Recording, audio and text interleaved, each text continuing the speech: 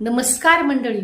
पालक म्हणून आपल्या मुलांच्या भविष्याची काळजी आपल्याला असते आणि या समाजामध्ये जीवन जगताना त्याला वाईट सवयीपासून दूर ठेवण्यासाठी आपण त्याला नेहमी टोकत असतो की हे करू नको, ते करू नको, याला बोलू नको, त्याच्यासोबत बाहेर फिरू नको. पण आपलं हे नको म्हणजे त्याच्या भोवती असलेलं सुरक्षा कवच आहे का?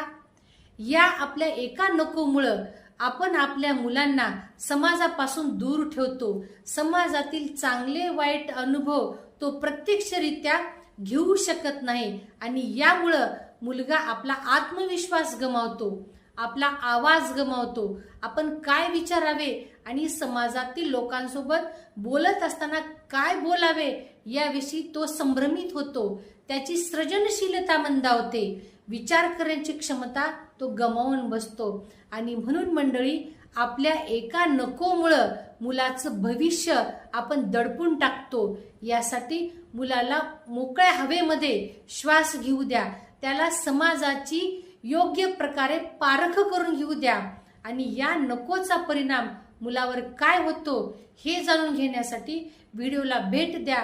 लाईक करा, शेअर करा आणि सबस्क्राईब पण करा. धन्यवाद.